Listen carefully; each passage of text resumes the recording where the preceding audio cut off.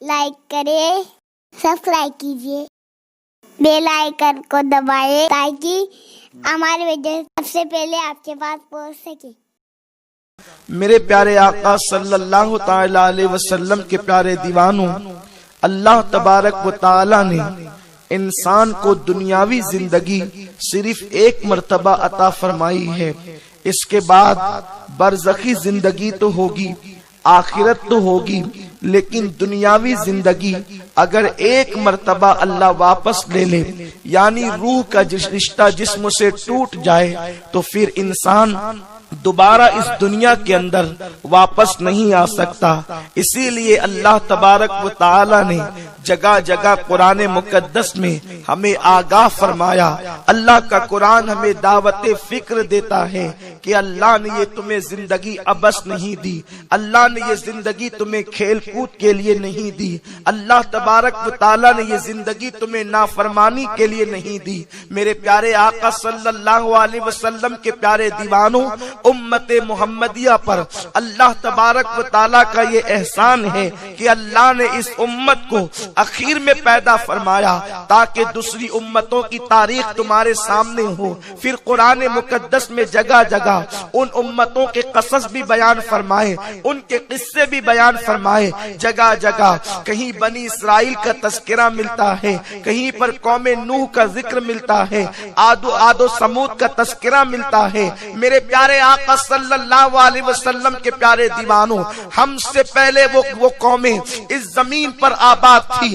ہم جس طریقے کے مکانات نہیں بنا سکتے، اس سے بہترین مکانات انہوں نے بنائے تھے۔ ہم چونے پتھر اور اینٹ میں جو ہے وہ مکانات بناتے ہیں، انہوں نے پہاڑوں کو تراش کر کے مکانات بنائے تھے۔ میرے پیارے آقا علیہ السلام کے پیارے دیوانوں، انہوں نے بھی تجارت کی منڈیاں سجائی تھی، انہوں نے بھی شادیاں رچائی تھی، وہ بھی خوشیوں کے اندر تھے، وہ بھی کھیل کود میں مصروف تھے۔ لیکن اللہ کا کلام کہتا ہے جب انہوں نے اللہ کی نافرمانی کی، جب انہوں نے رب کے ساتھ سرکشی کی، انہوں نے اللہ کے ساتھ بغاوت کی، تو اللہ نے ان کے درمیان نبیوں کو جلوگر فرمایا۔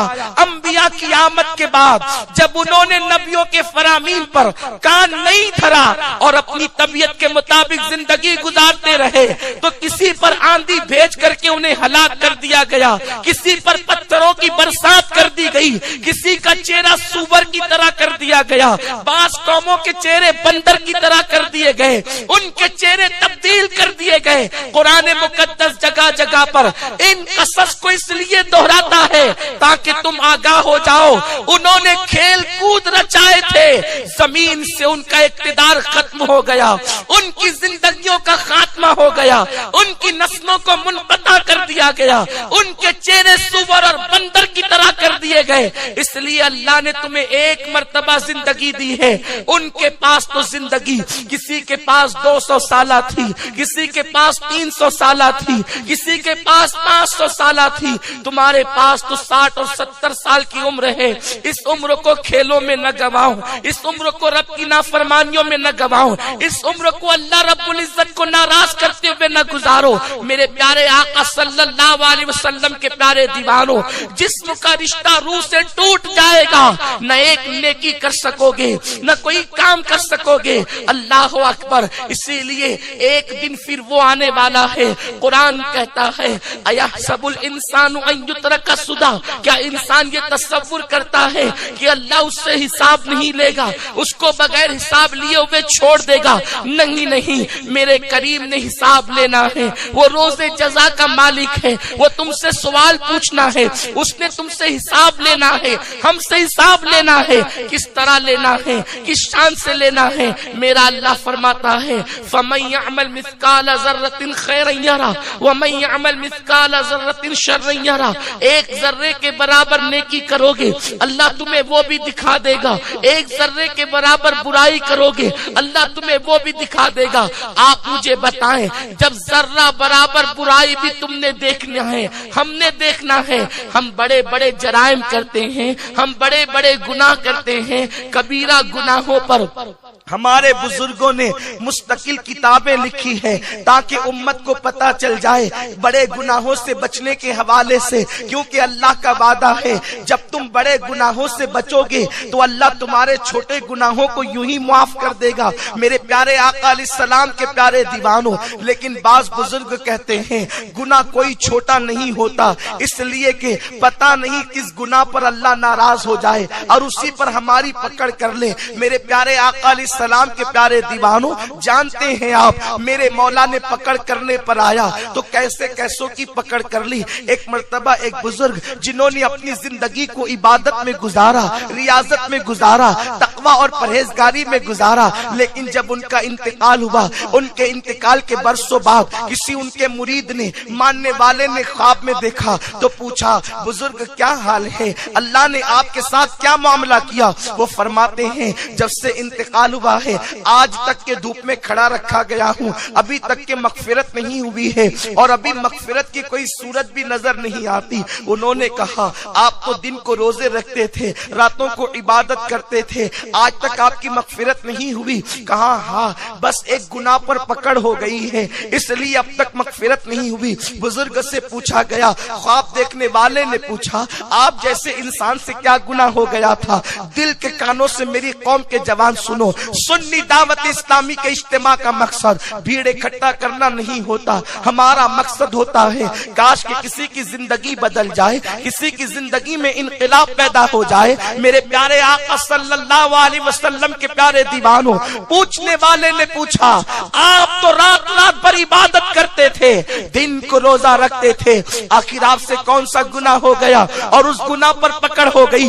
बुजुर्ग फरमाते हैं एक दिन में अपने आंगन में बैठा था, बारिश का मौसम नहीं था। आमतौर पर लोगों की सोच ये है जून जुलाई अगस्त सितंबर ये 4 महीने बारिश के होते हैं, उसके बाद फिर सर्दी के होते हैं, उसके बाद फिर गर्मी के होते हैं। लोगों ने इसको तकसीम कर रखा है तो लोगों की फिक्र और सोच ये है कि 4 महीनों में बारिश होगी, 4 महीनों में सर्दी होगी, 4 महीनों में गर्मी होगी, इस तरीके से पूरे साल को तकसीम कर दिया है। बुजुर्ग फरमाते हैं मैं अपने घर के आंगन में बैठा था, बारिश का मौसम नहीं था, अचानक बारिश होने लगी, मेरे मुंह से एक जुमला निकल गया, बेसाख्ता जुमला निकला, ओफ ये बेवक्त की बारिश। बस इसी एक जुमले पर पकड़ हो गई। जब मौला की बारगाह में रूह को पहुंचाया गया तो मेरे अल्लाह ने कहा हमारे यहाँ तो हर काम का एक वक्त मुकर्रर है, तूने बारिश को बेवक्त कैसे कह दिया। जब तक के तू बारिश को बेवक्त साबित नहीं करेगा उस वक्त तक तेरी मगफिरत नहीं होगी। मुझे बताओ अगर बारिश को बेवक्त कह देने पर पूरी पूरी रात इबादत करने वालों की पकड़ हो सकती है, पूरे पूरे दिन को जिंदगी भर अय्याम ममनुआ के अलावा जो लोग रोजा रखने में गुजार देते हैं उन लोगों की पकड़ हो सकती है।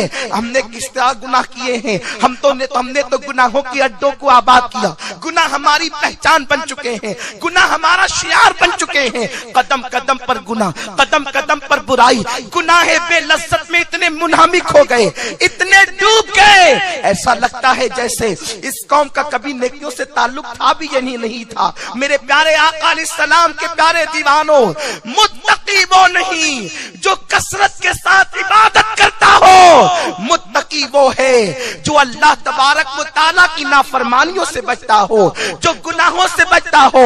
इसलिए कि जो इबादत करेगा मुमकिन है वो गुनाह भी करे, लेकिन जो बंदा गुनाहों से बचता ही रहे उसकी जिंदगी में तो इबादत ही इबादत होगी, रब की फरमा बरदारी ही फरमा बरदारी होगी। इसलिए अल्लाह के वो बंदे बहुत बुलंदी पर फाइज है, तकवा के बुलंद मकाम पर फाइज है, जो अल्लाह तबारक व तआला की नाफरमानी से अपने आप को बचाते हैं। मेरे प्यारे आका अलैहिस्सलाम के प्यारे दीवानों, आज मैं 3 गुनाह बड़े गुनाहों का तस्करा करना चाहता हूँ। वक्त में गुंजाइश रही तो तीनों पर हल्की हल्की कुछ गुफ्तगू करने की सआदत हासिल करेंगे, हदीस मुबारका से रोशनी लेंगे और आप तक पहुँचाएंगे। मेरे प्यारे आका अलैहिस्सलाम के प्यारे दीवानों, अगर हम लोगों को बड़े गुनाह की मारिफत मिल गई, उनकी नहुसत पता चल गई तो हम अपने आप को बचाएंगे, और जो बड़े गुनाह से बच गया अल्लाह उसके چھوٹے گناہوں کو تو معاف کر ہی دیتا ہے، وہ کریم ہے میرے پیارے آقا علیہ السلام کے پیارے دیوانوں۔ لیکن ایک بات یہ بھی بتا دوں،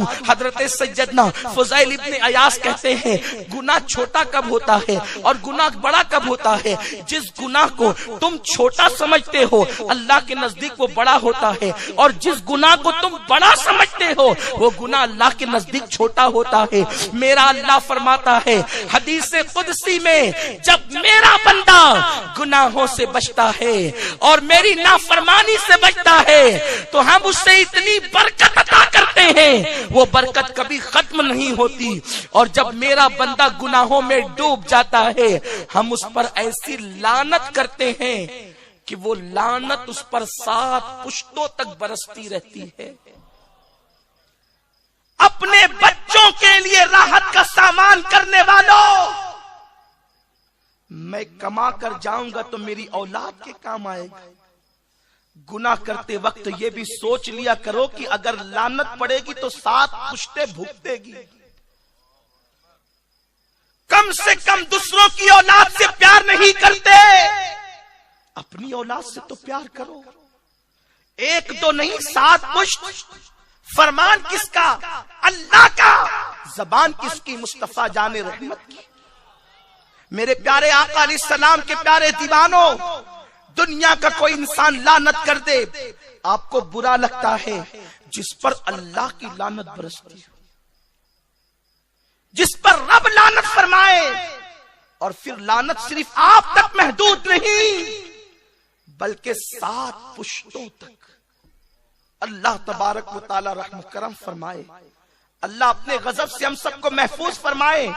ہر گناہ سے بچو، ہر برائی سے بچو، اپنے دامن کو بچاؤ۔ اور یوں بھی گناہ کرنے سے نہ کسی کو عزت ملی ہے نہ مل سکتی۔ اما عائشہ صدیقہ نے ایک مرتبہ حضرت امیر معاویہ کو خط لکھا اور فرمایا کہ جو انسان گناہ کرتا ہے اللہ مومنوں کے دل سے اس کی عزت کو اٹھا لیتا ہے۔ اس دن سے ڈرو کہ مومن تم سے نفرت کرے، ایمان والے تم سے نفرت کرے، اس لیے کہ ایمان والے یوں ہی نفرت نہیں کرتے۔ تم اپنی تنہائیوں میں گناہ کرتے ہو یہ سوچ کر کے کوئی نہیں دیکھ رہا ہے، ادھر تنہائی میں گناہ کریں گے، دوست تو دیکھے گا نہیں، استاد تو دیکھے گا نہیں، پیر تو دیکھے گا نہیں، محلے والے دیکھیں گے نہیں، سب نہیں دیکھ رہے ہیں۔ جس کے قبضے میں لوگوں کا دل ہے کیا وہ خدا بھی نہیں دیکھ رہا ہے؟ جھوٹی عزت اور سستی شہرت کے پیچھے دوڑنے والوں، میرے اللہ کی خفیہ تدبیر سے بچو۔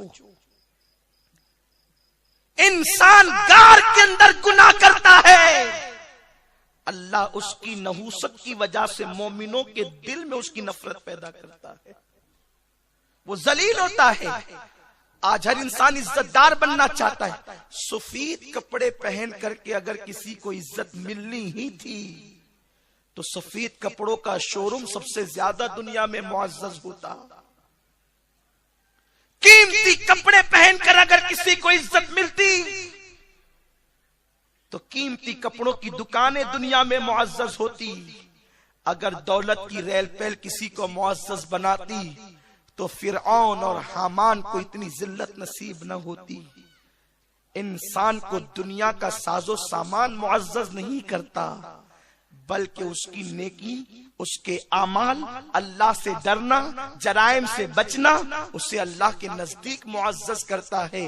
اِنَّ أَكْرَمَكُمْ عِنْدَ اللَّهِ أَتْقَاكُمْ، اللہ کے نزدیک عزت والا وہ ہے جو اللہ رب العزت سے سب سے زیادہ ڈرتا ہے۔ یہی وجہ تو ہے بلال ہے غلام، رنگ ہے کالا، دانت بڑے بڑے ہیں، لیکن عزت کا عالم یہ ہے صحابہ انہیں یا سیدنا بلال کہہ کر کے پکارتے ہیں، کعبہ ان کے پیروں کے نیچے آتا ہے۔ میرے پیارے آقا علیہ السلام کے پیارے دیوانوں، اگر کبھی اذان دینے سے روک دیا جاتا ہے تو اس دن صبح ہی نمودار نہیں ہوتی، اور پھر یہ کہا جاتا ہے جب تک بلال اذان نہ پڑھیں گے صبح نمودار نہ ہوگی، اس لیے کہ زمین والے تو بلال کی اذان کو سنتے ہیں لیکن عرش والے بھی ان کی آواز کے مشتاق رہتے ہیں۔ یہ منزل ان کو ملتی ہے جن کے دل خشیت ربانی کا گنجی نہ بن جاتے ہیں؟ کمنٹ شیئر ضرور کریے.